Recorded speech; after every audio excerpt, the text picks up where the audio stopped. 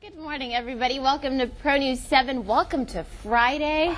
Legendary singer-songwriter Bob Dylan does it again. I love me some Bob Dylan. The Supreme Court is staying out of a hot-button issue of concealed weapons laws for now. The 31st Annual Golden Nail Award Ceremony. It's a big event. It happened last night and honored contributors to Amarillo's art community. APD also took in suspects to interview. They're still here cleaning up. We've got crime scene investigators on scene, cars left on the scene, broken bottles. Of course, as you can imagine with the shooting, there's blood. This parking lot is small. State Highway 136 between Amarillo and Borger is now open, but after a fatal wreck. It happened about 4 o'clock yesterday afternoon. FBI agents investigating the killings of the two Texas prosecutors searched a storage unit near Dallas on Saturday. Well, as we get closer to Super Bowl 48, the fanfare surrounding the game continues to build. Andrew Spencer takes a look at how everything is coming together ahead of Sunday. And this is my coffee table. This is where I, take in however many cups of coffee, way too much a day. And I wanted to bring you in because you're so knowledgeable about nutrition and you always help me with my issues when it comes to health. All right, Fitness Friday. Ralph Roberts joins us this morning. We all, ladies, hate to wave goodbye and then we stop waving, but our arm keeps waving. Yeah, that happens to some of us. So Ralph's in the show this morning to help us kind of tone up that upper body. These are South American. They're called false death head cockroaches. And of the about 3,500 types of cockroaches in the There we go. One. Do it again. Drop it again. In our 24/7 world, many of us have become obsessed with our high-tech devices. A Massachusetts State Police spokesperson said they believe multiple possible explosive devices were used against police overnight in Watertown. This all involves those two suspects from the Boston Marathon bombing. Lance Armstrong facing another legal battle today, and this one could end up costing him millions. Yeah. Honey, I'm so sorry. Oh! Yeah. Which one?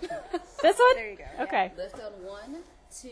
What? No, I'm not going to stand up on this. Some Amarillo voters hit the polls at City Hall for the first day of early voting, and as some did, they were presented with petitions written to fight for some city ordinances. Well, you will know his voice. You might not know his face, though. This is Tommy the Hacker, folks. I love kind of lifting the veil off of radio people, because a lot of times they don't know what you look like. They usually think I'm tall, white, and handsome, but I got to warn them before I meet them. So. Close. It's Miss. Far from it. Stop it. No.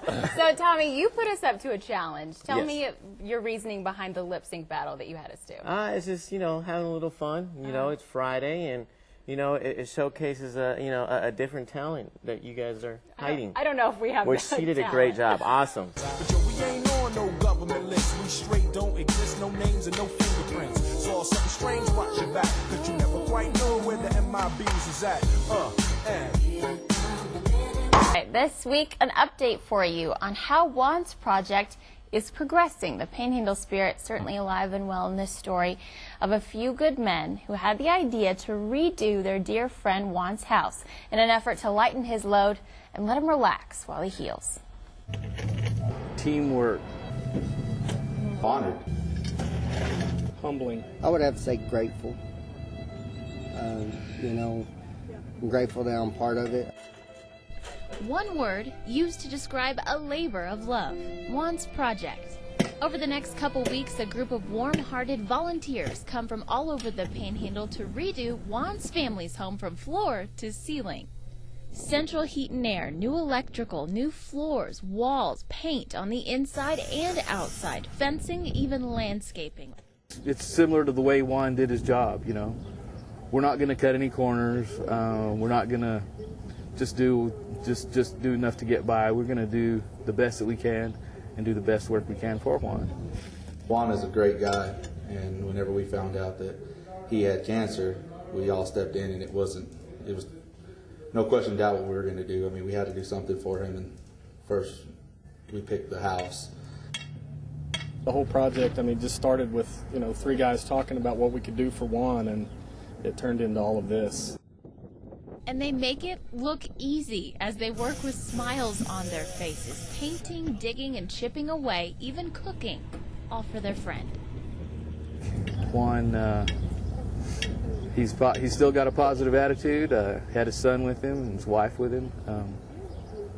He's a fighter, you know. He's not going to give up, and out of respect for that, neither will we. Most of these volunteers are experts at their trade. However, some say they're learning a few new things. What has it taught you to be around this guy? Never take anything for granted. Live life to the fullest. I mean, Juan is that guy. He wakes up every day looking forward to the day, just ready to get it going. And everybody that Juan touches, they'll remember him. Anybody that he runs across, they'll always remember, hey, that's Juan. You know, he's just one of those guys. Sit down and talk with him, and talk to him for 5 minutes. You'll remember him.